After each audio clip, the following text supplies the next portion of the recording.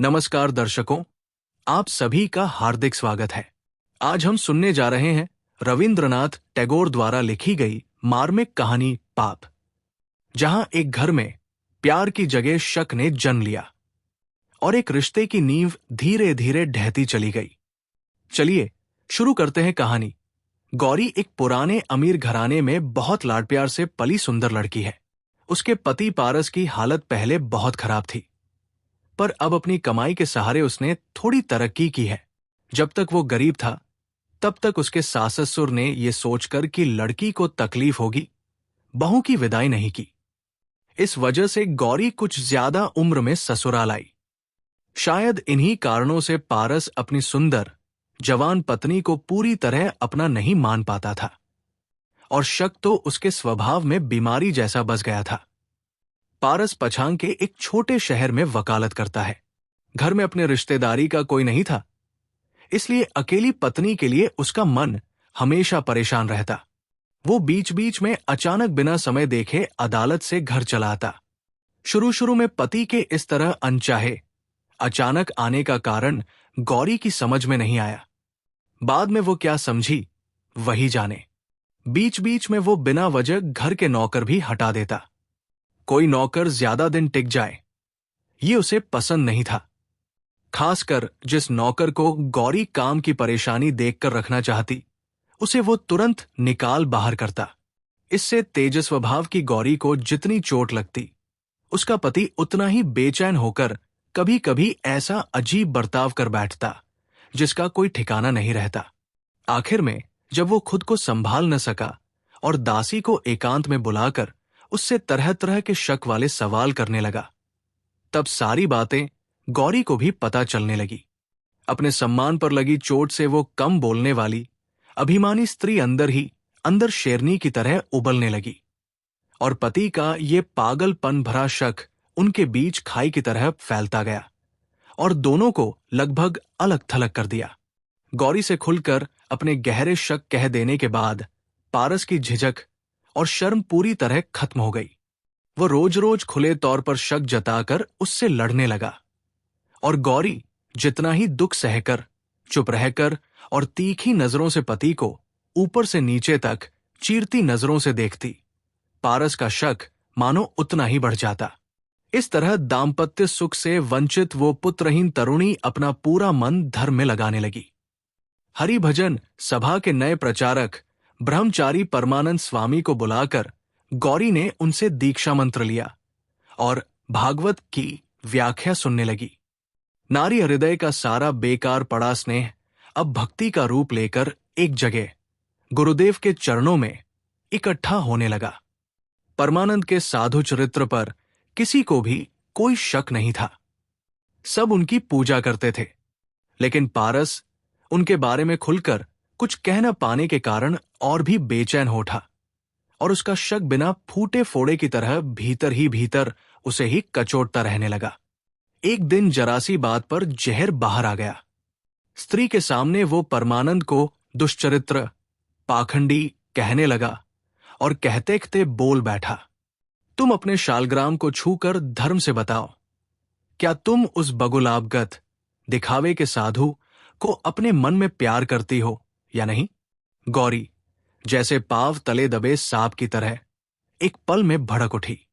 गुस्से और चोट से कांपते हुए बोली, हां करती हूं, तुम्हें जो करना हो कर लो। पारस उसी वक्त घर में ताला लगाकर पत्नी को अंदर बंद करके अदालत चला गया। असहनीय गुस्से में गौरी ने किसी तरह दरवाजा खोल लिया और तुरंत घर से बाहर निकल गई। परमानंद अपनी अकेली कोठरी में बैठे शास्त्र पढ़ रहे थे। वहां और कोई नहीं था। तभी गौरी बिजली की तरह उनकी पढ़ाई के बीच टूटकर पहुंच गई। गुरु ने चौंक कर कहा, ये क्या? शिष्या गौरी ने कहा, गुरुदेव, इस अपमान से भरी दुनिया से मुझे निकालकर कहीं और ले चलिए। अब मैं अपना पूरा जीवन आपकी सेवा में लगाना चाहती हूं। परमानंद ने उसे बहुत डांटकर वापस घर भेज दिया। लेकिन हाय गुरुदेव, उस दिन बीच में टूटा हुआ आपका अध्ययन, ध्यान, पढ़ाई क्या कभी फिर पहले जैसा जुड़ पाया? पारस जब घर आया तो दरवाजा खुला मिला। उसने पत्नी से पूछा, कौन आया था यहां? स्त्री ने कहा, कोई नहीं आया, मैं खुद गुरुदेव के घर गई थी। यह सुनकर पारस का चेहरा पहले पीला पड़ गया, फिर उसी क्षण लाल हो गया। वो बोला, क्यों गई थी? गौरी ने जवाब दिया, मेरी तबीयत खराब थी। उस दिन से पारस ने घर पर पहरा बिठाकर गौरी को कमरे में बंद करके इतना बवाल मचाया कि पूरे शहर में बदनामी फैल गई। इन सब गंदी बातें और अत्याचारों की खबर सुनकर परमानंद का हरि भजन, भक्ति भी खत्म हो गया। वो इस शहर को छोड़कर कहीं और जाने के बारे में सोचने लगे। पर बेचारी गौरी को ऐसी हालत में छोड़कर जाना भी उनसे नहीं हो पाता था। और इन दिनों रातों में सन्यासी के मन में क्या चल रहा था, ये परमात्मा के अलावा कोई नहीं जान सका। आखिरकार इसी बंदी जैसी हालत में गौरी को एक पत्र मिला। उसमें लिखा था, वत्से, बेटी, मैंने बहुत सोचा है।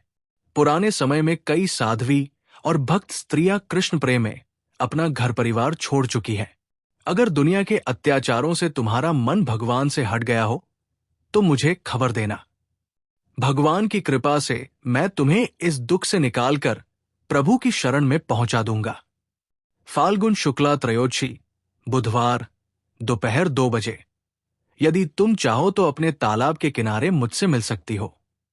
ये सोचकर कि पति इस पत्र को पढ़कर अंदर ही अंदर जल रहा होगा, गौरी को कुछ संतोष हुआ। लेकिन ये सोचकर कि उसका पवित्र पत्र एक पाखंडी के हाथ में जाकर बदनाम हो रहा होगा, वो ये सहन न कर सकी। वो तेजी से पति के कमरे में पहुंची। देखा, पति जमीन पर गिरा बुरी तरह तड़प रहा था। मुंह से झाग निकल रहा था और आंखें उलट गई थी।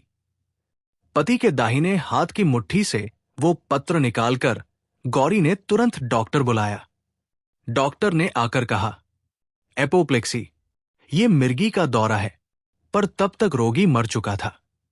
उस दिन पारस को एक जरूरी केस के लिए बाहर जाना था और सन्यासी का पतन यहां तक हो चुका था कि ये खबर सुनकर भी वो गौरी से मिलने के लिए तैयार खड़े थे। न विधवा, अभी अभी विधवा हुई गौरी ने खिड़की से देखा। उसके गुरुदेव घर के पिछवाड़े तालाब के किनारे चोर की तरह छिपे खड़े हैं। अचानक उस पर जैसे बिजली गिर पड़ी। उसने आंखें झुका ली। एक पल में उसके सामने अपने गुरु का असली भयानक, विभत्स रूप घूम गया कि वो कहां से कहां गिर गए हैं। गुरु ने पुकारा, गौरी। गौरी बोली, आती हूं गुरुदेव। जब पारस के दोस्त वगैरह घर में आए तब देखा गौरी भी पति के पास मरी पड़ी है। उसने जहर खा लिया था।